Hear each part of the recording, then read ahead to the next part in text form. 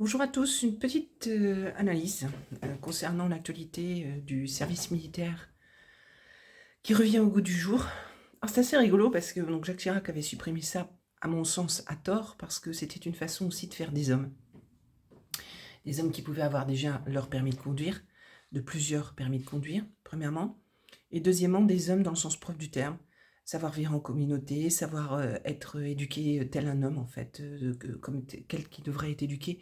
Je ne dis pas que le service militaire est quelque chose de bien, de bon, je ne dis pas qu'il doit être censé être euh, obligatoire ou nécessaire ou utile d'une façon ou d'une autre, si ce n'est pour défendre notre pays. Euh, je ne suis pas forcément pour, et je ne suis pas non plus forcément contre. Tout dépend comment c'est mis en place, tout dépend comment c'est animé, orienté, managé et à quelle fin. Et avec quel type de profil forcément, parce que la jeunesse d'aujourd'hui, en termes de profil, sera certes beaucoup plus appropriée à une connexion de type IA, tout ce qui est cyber et IA, puisqu'ils sont extrêmement orientés sur tout ce qui est jeux vidéo et compagnie. Je pense que c'est plutôt dans cet esprit-là que euh, les recrutements de troupes pourraient être pertinentes, efficaces et optimum. A contrario, sur le terrain, j'émets quelques doutes. J'émets quelques doutes parce que le canapé n'aide pas forcément à muscler le corps. Et bon, c'est à voir, mais de ce qu'on voit de cette jeunesse-là, bon, ça ne va pas produire quelque chose de super, super efficient. Donc j'ai pris quelques notes que je vais... excusez-moi, je suis en train de remettre en place mon ordinateur pour mieux lire ce que j'avais noté. Donc on l'a compris, tout cela a été mis en place uniquement pour pouvoir attaquer la Russie une bonne fois pour toutes et l'éradiquer, parce que Macron a dans le rêve de dépasser Hitler et Napoléon. Du reste, je réitère, je l'ai déjà dit à plusieurs reprises, comparer Macron à Hitler, je veux bien, il y a des similitudes, mais à Napoléon, pas du tout. Arrêtez de vous laisser berner par les mensonges de l'histoire concernant Napoléon. Arrêtez, s'il vous plaît. Instruisez-vous avec les bonnes personnes et pas ceux qui sont corrompus, sachant qu'on nous ment sur toute l'histoire. Mais il est intéressant de voir que il y a quelque chose qui s'est passé il y a quelque temps. Il y a un décret qui est passé. Donc je vous lis, Ministère des Armées et des Anciens Combattants, décret numéro 2025-1030 du 31 octobre 2025 relatif aux opérations de référence du ministère des Armées pour la coopération militaire internationale. Public concerné, forces armées et formations rattachées opérateurs économiques. Objet, dans un contexte géopolitique mouvant, le maintien et le développement de l'influence de la France requiert, en ce qui concerne la coopération internationale militaire, une assistance des armées pour les opérateurs économiques de référence capables de seconder ou de se substituer aux forces dans certaines missions identifiées et dotées, à cette fin, de droits exécutifs ou spéciaux par domaine d'activité. Le projet de décret définit les droits exclusifs, leur portée, leur périmètre, leur format et leurs conditions d'attribution et de mise en œuvre dans le respect des principes de nécessité et de proportionnalité. Le texte entre en vigueur le lendemain de sa publication. Application, le présent décret est un texte autonome. Donc en d'autres termes, c'est presque de la barbouzerie qu'on met en place, ou en tout cas, on va mettre en place un ensemble d'effectifs qui ne seront pas forcément militaires, mais soumis à épauler ou à sustenter certaines missions militaires, parce que peut-être qu'ils vont faire des missions que les militaires ne feront pas pour X et Y raison. N'étant pas affiliés militaires ou quoi que ce soit, je ne sais pas comment ils vont te payer, ça c'est sûr, par contre c'est avec nos sous, ça on peut en être certain. Et donc du coup, quand ils rentreront les pieds devant, parce que c'est le grand risque avec la Russie quand même, faut dire les choses comme elles sont, comment ça va se passer en termes d'indemnité par exemple? C'est pas les mêmes droits, pardon, ce ne sont pas les mêmes droits que pour les militaires. C'est une façon aussi de formaliser des services dits plus ou moins illégitimes, de contourner le Parlement sur une façon d'utiliser des personnes armées pour défendre des intérêts hors Europe, hors France. Je rappelle que Ukraine, ça veut dire quelque chose comme région étrangère, mais au même titre que la Sibérie, que la Crimée, etc. Ça fait partie de la Grande Russie, mais ce ne sont pas des pays, comment dire, ce sont des régions dans l'État, un peu comme les États-Unis avec tous les États, sauf que c'est complètement différent. Enfin, c'est différent en Russie. C'est une fédération de Russie, en fait, la Russie avec tout un tas de régions. Comme si nous, on avait la Bretagne, la Corse, etc., etc. Eh bien, c'est un peu dans cet état d'esprit. Et ça n'a jamais été ratifié comme étant un pays, l'Ukraine. Ok? Je n'ai pas encore un bon accent, Ukraine. Je crois que c'est comme ça qu'on dit. Et qui plus est, ça ne fait absolument pas partie de l'Europe. Qu'on soit très clair, ça ne fait absolument pas partie de l'Europe. Donc, le contexte est clair, je pense que vous l'avez tous compris que ce contexte est comme ça. Simplement, pourquoi ça s'accélère avec un SEMA qui s'exprime fortement sur le sujet, fortement à un point que ce SEMA est... je ne sais pas si vous avez remarqué un peu son profil, hein, sans être vraiment profiler, mais très intéressant son profil. Hein, on n'a pas... Ça nous fait penser aux généraux qu'envoyaient au casse-pipe les jeunes à Verdun. Je dis ça, je dis rien. Si vous voyez ce que je veux dire. Hein, ça fait un petit peu penser à ça, ce SEMA-là, et pour moi, il me fait penser à ça. Entre autres. Il est arrivé parachuté, on l'a compris, hein, on a bien vu les promotions, comment elles se font sous ce gouvernement. En même temps, que je le réitère, j'ai déjà dit, le stock est tellement compliqué à remplir et même à simplement se créer avec, avec un tel personnage. C'est compliqué, c'est vraiment très compliqué de pouvoir attirer des bons profils dans le contexte actuel et au regard de ceux qui nous dirigent. Donc, si on réfléchit à ça, donc on est vraiment dans la lignée de ceux qui ont décidé de lutter contre comment on appelle ça, les Russes, en ils pensent véritablement qu'ils vont gagner cette guerre. Et je pense qu'ils la pensent à la mettre en place. Il y a quelques signaux. J'ai appris qu'il y avait des wagons de chars qui partaient pour l'Allemagne, en passant par l'Alsace.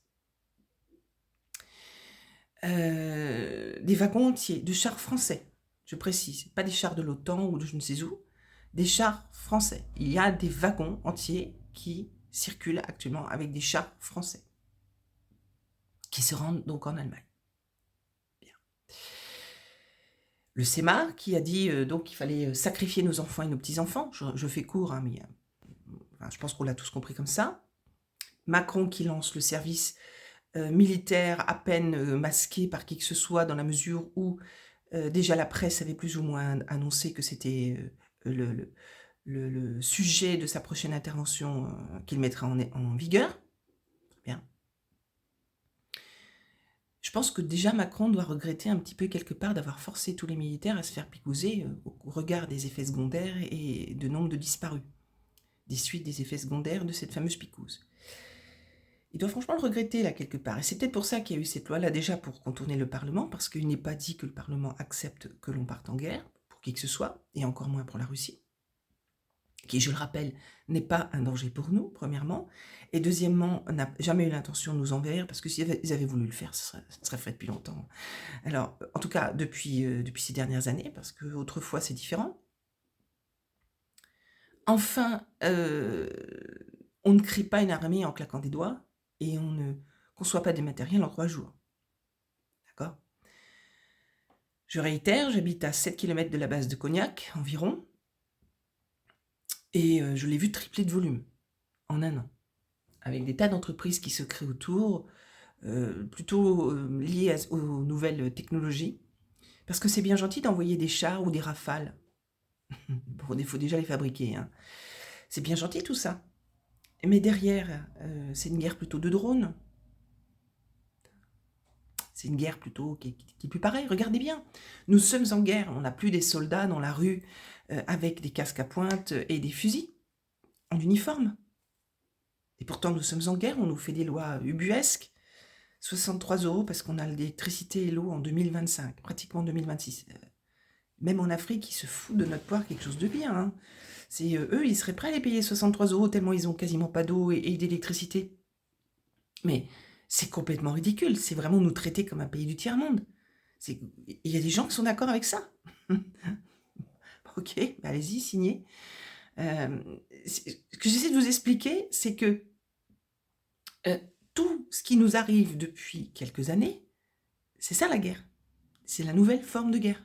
C'est une nouvelle forme de guerre. Et qui nous emmène dans un entonnoir jusqu'à la fin de ce système qui va s'effondrer d'une manière ou d'une autre. De toute façon, c'est inévitable. D'accord ? Donc, c'est là où on revient à l'élévation énergétique, de bien travailler sur soi, de bien s'élever, de gérer ses émotions, etc., etc., parce que ça n'alimente pas leur processus, ça ne l'alimente pas, tout en essayant de se préserver dans ce réel, de faire comme on peut avec ce qu'on a. C'est là où je reviens là-dessus. Les accords de Minsk, on le rappelle, ont été trahis. Tout ça, c'est des rappels que je fais, mais j'essaie de porter un peu de hauteur, parce que là où je veux en venir... Alors, juste pour la petite histoire, pourquoi ces chars pourraient aller en Ukraine? C'est comme une question qu'on peut se poser. Alors, si on regarde bien, il ne reste plus qu'une seule place porte. Alors, je regarde le titre parce que voilà, Pokrovsk serait la seule ville, je dirais, à moitié tenue par les Ukrainiens parce qu'il reste vraiment plus grand-chose, mais qui est une pièce stratégique, une place stratégique apparemment dans la guerre. Je ne l'ai pas bien suivi, mais je me suis un petit peu instruite là-dessus et j'ai demandé à des amis de regarder ce matin. Et Mimograd aussi apparemment, qui seraient des villes encore très... ces derniers, vous savez, c'est comme le fil du rasoir qui reste là. Enfin, il n'y a plus grand-chose et ça tient parce que c'est la mode et les Russes ont quasiment gagné. Mais il y a aussi Odessa de l'autre côté. Et Odessa, c'est un port stratégique en mer Noire, stratégique. Et donc, il est possible que Macron souhaite prendre Odessa. Bien. Ou se positionner à Pokrovsk. Je ne sais pas. Donc, pour attaquer la Russie et déclencher les hostilités contre les Russes, peut-être avant la fin de l'année. Avec l'OTAN, bien sûr. Avec l'OTAN et les alliés de l'OTAN.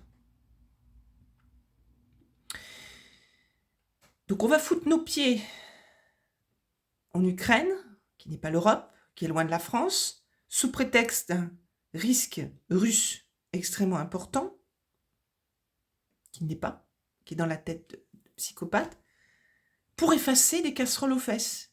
Et ça, des casseroles, il y en a un paquet. La dette, mais aussi ce qui se passe aux États-Unis, où il y a un vrai silence radio en ce moment, qui est presque étourdissant. L'affaire Candace Owens et Charlie Kirk.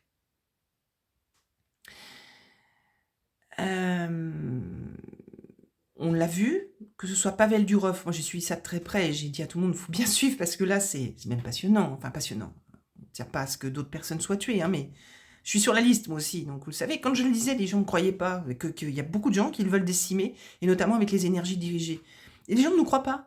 Mais si, il y a... Et puis on est nombreux, ils veulent nous décimer sérieusement parce que avant de partir, ce serait bien de nous liquider pour ne pas pouvoir reconstruire sur des bases plus saines après.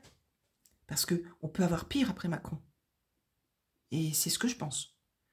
Sauf si les événements se modifient d'ici quelques semaines, quelques mois, et au regard de cette affaire Candace, qui là prend un tournant intéressant au regard de des 1,5 million qui ont été versés pour la tuer par apparemment Emmanuel Macron.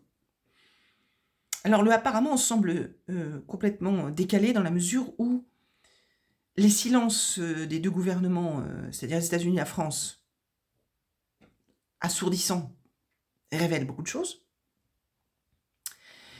Et qu'il y ait quand même le général Flynn qui a aussi appuyé les propos de Pavel Durov et de Candace Owens.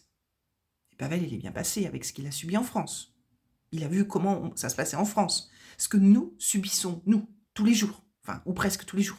Ce qu'on subit, des harcèlements, des tentatives d'assassinat, des affaires d'État. On s'en prend plein la tête pour pas un rond, ça n'arrête pas. On se retrouve au tribunal pour rien. On ne sait pas pourquoi. Ou convoqué à la gendarmerie, on ne sait pas pourquoi. Comme a dit mon avocat, mais pourquoi vous avez fait venir ma cliente? Ben oui, pourquoi? Et même le gendarme, il était d'accord. Hein. Enfin, les gendarmes, c'est plusieurs. Et on voyait bien son comportement que, bah oui, lui-même s'est dit, tiens, il s'est excusé en disant, je ne suis qu'un gratte-papier.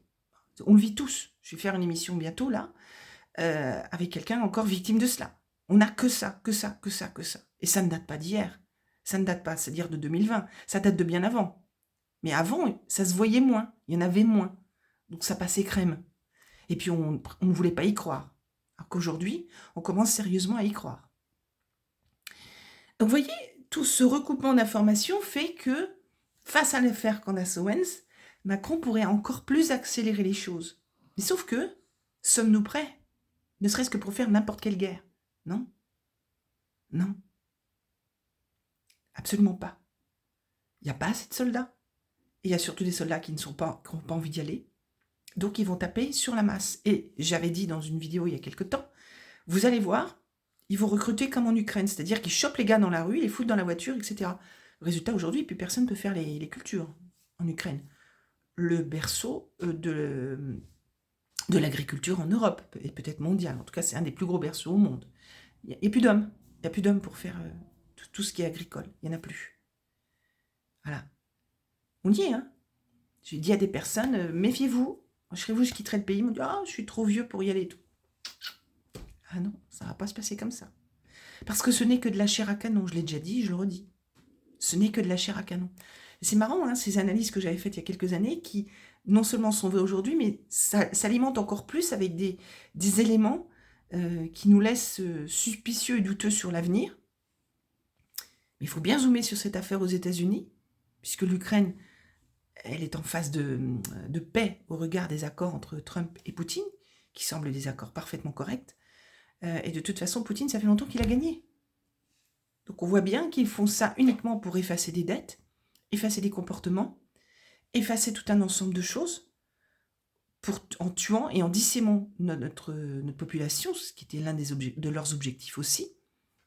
La picouse n'a pas assez fait de dégâts visiblement. On voit bien qu'on est vraiment dans cette continuité, cette lignée, mais ça ne vous rappelle rien dans l'histoire? Ça ne vous rappelle rien? Donc je vous suggère, j'ai fait cette petite vidéo pour vous suggérer de réfléchir et d'analyser au regard de ce qui se passe entre l'Est et l'Ouest, avec cet Occident au milieu et ce chef de guerre Macron qui se croit partout dans le monde à faire la loi, depuis le début, ça aussi je l'avais dit il y a quelque temps, hein, lui il est chez lui partout, il fait ce qu'il veut, il commande tout le monde. Hein. Ça va bouger. À mon avis, il va se passer quelque chose qui va bouger et sur lequel on ne va pas trop s'y attendre. Je pense. J'espère juste une chose, c'est que Donald Trump ne va pas jouer le négociateur cette fois-ci, en disant « J'efface l'affaire Candace et Kirk, mais tu signes l'Ukraine, par exemple. » Parce que ça, c'est dans son profil. Et j'espère que cette fois-ci, il n'ira pas comme ça. Je le souhaite de tout cœur, pour nous déjà.